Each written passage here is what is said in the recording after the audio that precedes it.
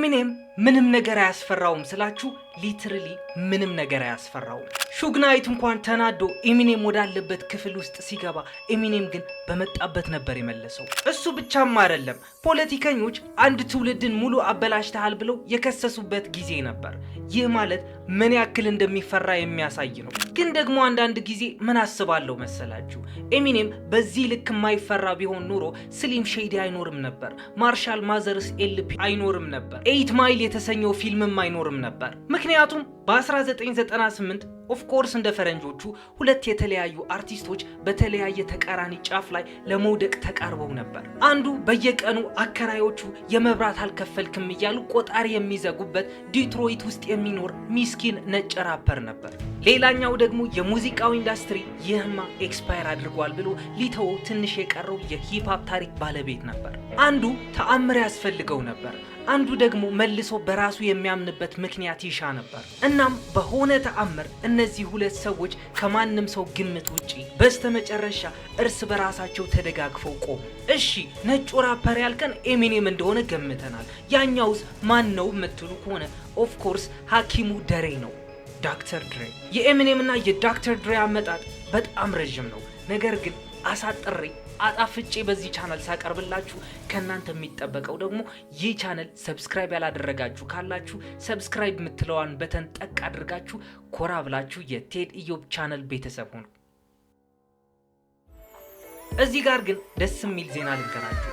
ባለፈው ባቀረባችሁልኝ ጥያቄ መሰረት አዲስ የእግር ኳስ ቻናል ክፈትልን ብላችሁ ነበር።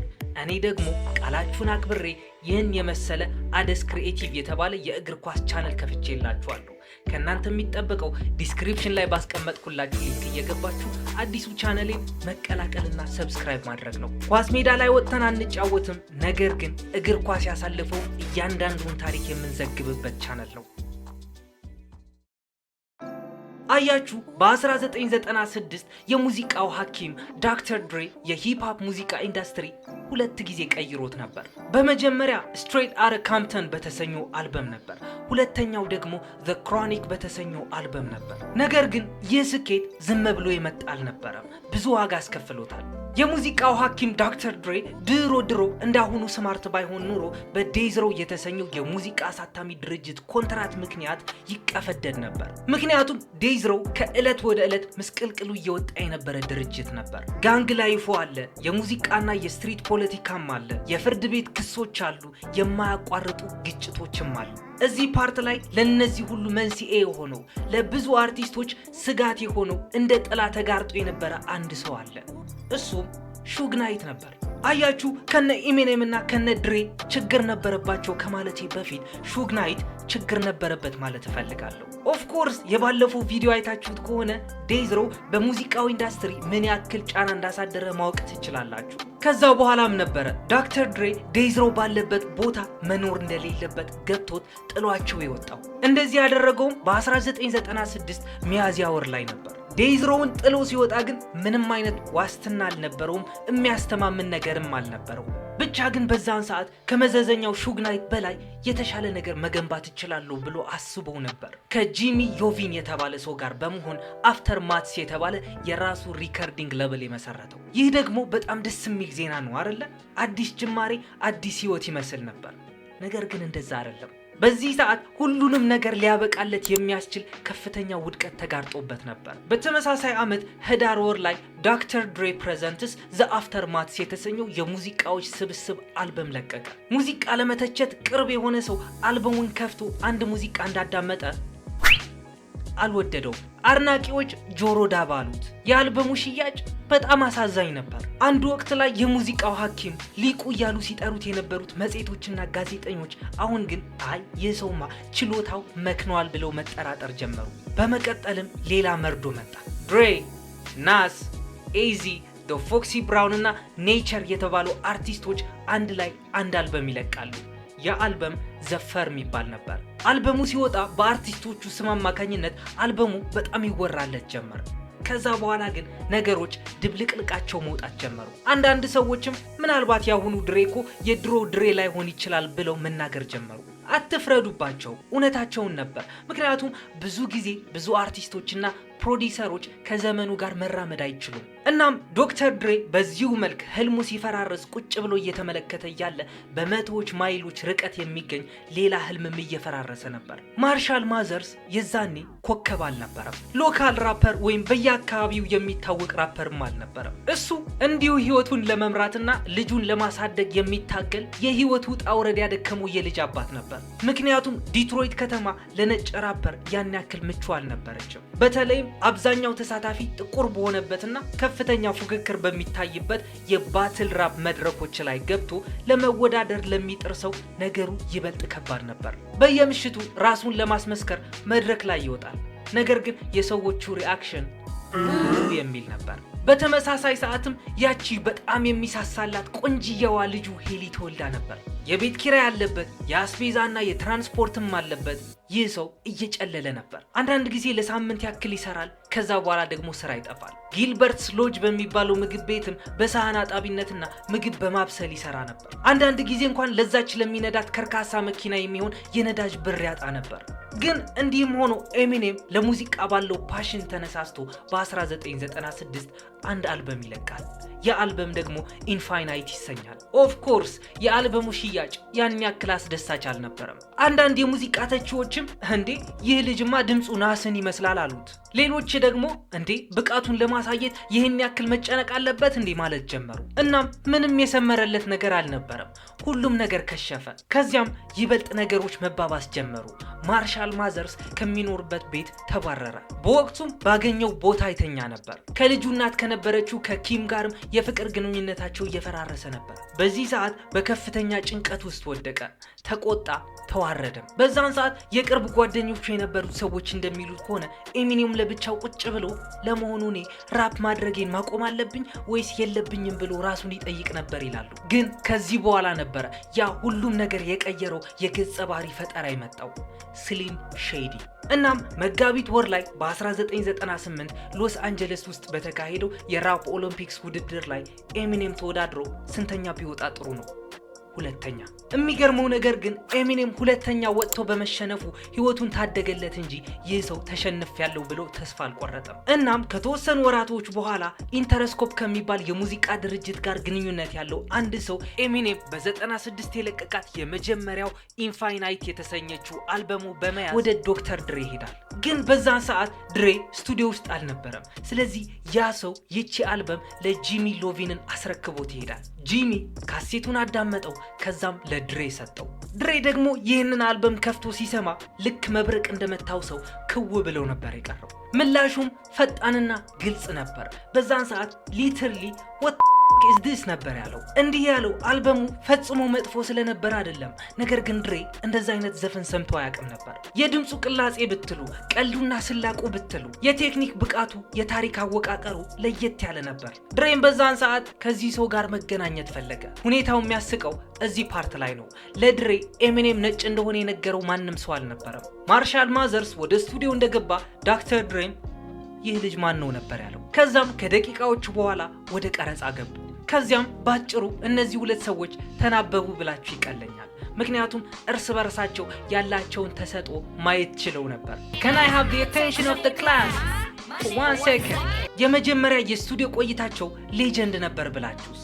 ምክንያቱም ዶክተር ድሬ ቢት ከፈተ፣ ኤሚኔምም እየተከተለው አፉ ላይ የመጡለትን ቃላቶች መወርወር ጀመረ። ከዚያ በኋላም ነበረ ኤሚኔም ካለምንም አስተያየትና ካለምንም ወደ ስቱዲዮ ደጋግሞ መግባት ሃይ ማይ ኔም ኢዝ የሚለው ዘፈን መስራት የጀመረው። ድሬ እንደሆነ በዛን ሰዓት ጥጉን ይዞ አፉን ከፍቶ ኤሚኔምን እያየው ነበር። ምክንያቱም ከዛ በፊት እንደሱ አይነት አርቲስት አይቶም አያውቅም። ይኸውላችሁ ኤሚኔም ማለት አንድ ጊዜ ቢት ከፍታችሁለት ከዛ በኋላ ጭንቅላቱ ውስጥ ያሉትን ዜማዎች እያወጣ በራፕ መልክ ማውራት የሚችል ሰው ነው። ባጭሩ ድሬ ሁኔታዎች እንደዚህ ስለሆኑለት ተነቃቃ። ለኤሚኔም ደግሞ ለመጀመሪያ ጊዜ በሙዚቃው ዓለም በእርሱ የሚተማመን ፕሮፌሽናል የሆነ ዲጄ ወይም ፕሮዲሰር መኖሩን በጣም ትልቅ ደስታ ፈጠረበት። ግን ደግሞ መርሳት የሌለባችሁ አንድ ነገር አለ። በእነዚህ ሁለት ሰዎች መካከል የሰማይና የመሬት ያክል ልዩነት አለ። ዶክተር ድሬ በኤሚኔም ላይ በጣም ተማምኖ ነበር። ወደ ሌብሉ ሊያስፈርሙ ትንሽ ሲቀረውም የሙዚቃው ኢንዱስትሪ እንዴት ነው አንድ ነጭ ራፐር ተማምነህ የምታስፈርመው ይሉታል። ነጭ ስለሆነ ብቻ ግን አልነበረም። ከኤሚኔም አፍ የሚወጡት እጅግ በጣም ባለጌ የሆኑ ቃላቶች ህፃናት እንዲሰሟቸው አይፈለጉም ነበር። አንድ ሙዚቃ ደግሞ ቫይራል ከወጣ ግዴታ በቲቪ ወይም በሬዲዮ ይለቀቃል። ድሬ ግን እንደዚህ አይነት ነገር ምንም አይነት ግድ አልሰጠውም።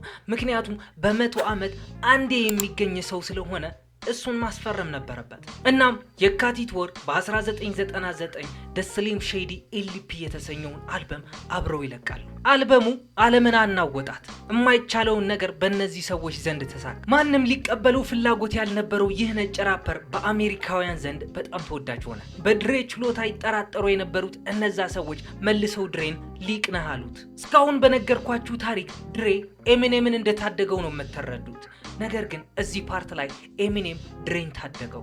ድሬ 2001 ላይ አልበሙ ላይ መስራት ሲጀምር አሁንም ድረስ ስለሱ የሚንሸኳሸኩ ወሬዎች ነበሩ። የሙዚቃ ተቺዎች፣ ተጠራጣሪዎች፣ ዘመኑ አብቅቷል የሚሉ ሰዎች፣ ማርሻል ማዘርስ። ኤሚኔም ግን ይህ ወሬ በጥብቅ ጠላው። ስለዚህ በዛን ሰዓት አንድ ዘፈን ጻፈ፣ ስለሱ ሳይሆን ስለ ዶክተር ድሬ። ይህ ዘፈን ፎርጋት አባውት ድሬ ይሰኛል። ይህ ምን ያህል ያልተለመደ ነገር እንደሆነ አስቡት። ምክንያቱም አንድ ራፐር ዝናውን ለማሳደግ ስለ ራሱ ራፕ ያደርጋል እንጂ ስለ ሌላ ፕሮዲሰር ብሎ ራፕ ሲያደርግ አልታየም። ግን ደግሞ ይህ ዘፈን የግራሚ አሸናፊ ሆነ። የድሬን ዝናና ገጽታ መልሶ ገነባ። የድሮ ዝነኛ ሳይሆን አሁንም ድረስ ዙፋኑ ላይ የተቀመጠ ምርጥ ፕሮዲሰር መሆኑ። ግን ደግሞ ምርጡን መርጠን ማውራት ስላለብን እዚህ ፓርት ላይ 50 ሴንት የተባለ ምርጥ የሆነ ራፐር ወደ ታሪኩ ይገባል። 2002 ላይ ኤሚኔም በ50 ሴንት ዘፈኖች ፍቅር ተነድፎ ነበር። በወቅቱ ደግሞ የሙዚቃ አሳታሚ ድርጅቶች 50 ሴንትን ይፈሩት ነበር፣ ያስፈራቸው ነበር። ለምን አትሉም? ምክንያቱም ኪሳራ ውስጥ እንዳይከታቸው በጣም ስጋት ነበረባቸው። 50 ሴንት ማለት እኮ 9 ጊዜ በጥይት ተመቶ የተረፈ ሰው ነው። ስለዚህ ይህ ማለት 50 ሴንትን ኮንትራት አስፈረሙት ማለት እዳውን ሳይከፍል በስትሪት ጋንግ ምክንያት ህይወቱን ያጣል ማለት ነው። ለዛም ነው በተወሰኑ የሙዚቃ ኢንዱስትሪ አካባቢዎች የ50 ሴንት ስም በጥቁር መዝገብ ውስጥ የሰፈረው። ነገር ግን ኤሚኔም የ50 ሴንት ዘፈኖችን ቁጭ ብሎ በሚሰማበት ሰዓት ያደረገው ነገር ዶክተር ድሬ ጋር መደወል ነበር። ከ50 ሴንት ጋር ውል መፈራረም እንዳለበት ይወተውተው ጀመር። እናም ዶክተር ድሬ የኤሚኔም ውስጣዊ ስሜትና ምርጫ ተማምኖ 50 ሴንት ወደ አፍተር ማስ ሪከርዲንግ ሌብል አስፈረመው። ውጤቱስ ምን ሆነ የምትሉ ከሆነ ጌት ሪች ኦር ዳይ ትራይንግ የተሰኘው አልበም ተወለደ። ይህ አልበም ደግሞ በራፕ ሙዚቃ ታሪክ ከፍተኛ ስኬት ካስመዘገቡ የመጀመሪያ አልበሞች አንዱ ሆነ። አሁን ያ የነፍስ አድን ጉዞ ፍጻሜውን አገኘ። ድሬ ኤሚኔምን ዲስከቨር አደረገው። ኤሚኔም ደግሞ በተራው 50 ሴንትን ዲስከቨር አደረገው ማለት ይከብዳል፣ ነገር ግን አገኘው። በጋራ በመሆንም የማይናወጥ የሙዚቃ መንግስት መገንባት ጀመሩ። ግን ደግሞ ይህ ሁሉ ስኬት ለኤሚኔም ይዞበት የመጣ ጣጣ ነበር። እሱም ሱሰኝነት ነበር። በ2000ዎቹ አጋማሽ ላይ ኤሚኔም በሐኪም ትዕዛዝ በሚሰጡ ማስታገሻ መድኃኒቶች ላይ በከፍተኛ ሁኔታ ጥገኝነት አድሮበት ነበር። ቫይኮዲን፣ ቫሊየም፣ አምቢያን፣ ሜታዶን። የሱስ ጥመኝነቱ በዝምታና በስውር እየተባባሰ ሄደ። አድናቂዎቹም ለውጦችን ማስተዋል ጀመሩ። ሙዚቃው ከጊዜ ወደ ጊዜ እየተቀየረ መጣ። ባህሪው ተቀየረ፣ የመነቃቃት ስሜቱም ተለወጠ። ከዚያም ታህሳስ 2007 መጣ። በዛን ሰዓት ኤሚኔም ኦቨርዶዝ ያደርጋል። በኋላ ላይ እንደገለጸው ከሆነ በወቅቱ በደርዘን የሚቆጠሩ ክኒኖችን ያህል መጠን ወስዶ ነበር። ሐኪሞች ለሞት እጅግ በጣም ተቃርቦ እንደነበር ነገሩት። የውስጥ አካላቱ ስራቸውን እያቆሙ ነበር። ሌላ ተጨማሪ 2 ሰዓታት ቢዘገይ ኑሮ ምናልባትም በህይወት የመትረፍ እድል አልነበረውም። ከዚያም ወደ ሱስ ማገገሚያ ካምፕ ገባ። አገገመ፣ ነገር ግን አገረሸበት። ከዛም መልሶ አገገመ፣ ከዛም አገረሸበት፣ ከዛም አገገመ። ግን በዚህ ሁሉ አስቸጋሪ ሂደት ውስጥ ዶክተር ድሬና 50 ሴንት ካጠገቡ አልራቁም። የምር እውነተኛ የሚባሉ ጓደኞች ነበር የሆኑለት።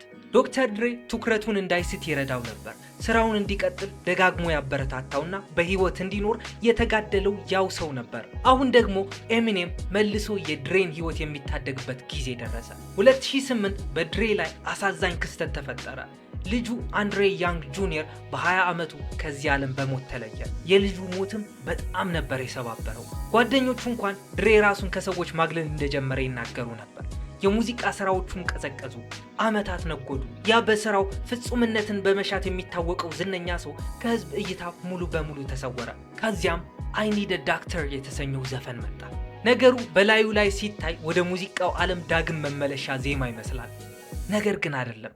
ኤሚኔም ጓደኛውን እባክህ ጠፍተህ አትቅር ብሎ የሚማጸንበት ዘፈን ነበር። በዘፈኑ ውስጥ ያለው ኤሚኔም ራፕ የሚያደርገው ስንኝ እንደ ደብዳቤ ነበር የሚታየው። ማስታወሻ አለበት፣ ምስጋና አለበት፣ ልመናም አለበት። አንተ በእኔ ተማምነህ ነበር፣ እኔ ደግሞ በአንተ እንድተማመን ፍቀድልኝ ይላል። የእነሱን ያለፈ ታሪክ ሳትረዱ ይህን ዘፈን መስማት ብዙም ላይገባችሁ ይችላል። ታሪካቸውን አውቃችሁ ዘፈኑን ስትሰሙ ግን ልባችሁ ይሰበራል። ከዛም ጥር 2021 ዶክተር ድሬ የአልጋ ቁራኛ ይሆናል። ይህ የሆነበት ምክንያት ደግሞ የድሬ ጭንቅላት ውስጥ የሚገኙ የደም ስሮች እየጠበቡ ስለመጡ ነበር። የጋንግስታር ራፕ፣ የዴይዝሮ ምስቅልቅል ህይወት፣ የፍርድ ቤት ክሶች፣ የንግድ ዓለም ጦርነቶችና ለብዙ አስርት ዓመታት የዘለቀውን ከፍተኛ ጫና በጽናት የተቋቋመው ያ ሰው አሁን ግን በድንገት ለህይወቱ ሲል ከሞት ጋር ግብግብ ይዞ ነበር።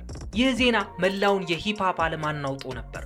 ነገር ግን በዛን ሰዓት ኤሚኔም እና ስኑፕ ዶግ ቢፍ ውስጥ ነበሩ። ወዳጃቸው ዶክተር ድሬን ሂደው መጠየቅ ስላለባቸው ስኑፕ ዶግ ኤሚኔም ጋር ይደውላል። በዛም ሰዓት ተታረቁ። ኤሚኔም 50 ሴንት ስኑፕ ዶግ ሆነው በዶክተር ድሬ አልጋ ዙሪያ ከበው ያጽናኑትና ያስታመሙት ጀመር። ግን ደስ የሚለው ነገር እድሜ ለንስሐ ዘመን ለፍስሐ አይደለም የሚባለው ዶክተር ድሬ በህይወት ተረፈ። ከዛም በአመቱ 2022 ላይ በሱፐር ቦውል መድረክ ላይ ቀረበ። በአንድ መድረክ ላይ የሙያ ህይወታቸውን ለዘለቄታው የተሳሰረ 4 ሰዎች በአንድነት ቆሙ። ድሬ፣ ኤሚኔም፣ ስኑፕ ዶግ፣ 50 ሴንት። አንዳንድ ሰዎችማ ከልክ በላይ አወዛጋቢ ናቸው አሉ። አንዳንዶቹ ደግሞ እራርጅተዋል አሉ። ሌሎች ደግሞ አረ በጣም አደገኞች ናቸው አሉ። ዘመናቸው አልፈዋል አሉ። ኤሚኔም ነጭ ነው አሉ። ይህንን ይበዛል ይህንን ያንሳል እያሉ ማፌዝም ጀመሩ። እነሱ ግን ያንን ሁሉ ተቋቁመው መድረክ ላይ በአንድነት ቆሙ። አሁንም ድረስ ቢሆን በቦታቸው አሉ። እናም እስካሁን ድረስ የለፈለፍኩትን ነገር ከተመቻችሁ ኦፍኮርስ ይመቻችኋል። ይህን ቪዲዮ እስካሁን ድረስ ቁጭ ብላችሁ እያያችሁት ከሆነ ላይክ ያላደረጋችሁ ሰዎች ላይክ ማድረግ እንዳረሱ፣ ሰብስክራይብ የምትለው በተን ጠቅ አድርጋችሁ የቴድ ኢዮብ ቻነል ቤተሰብ ሁኑ። ቀጣይ ባበደ ስቶሪ እስክንገናኝ ድረስ ሰላማችሁን ያብዛልኝ። ይሜ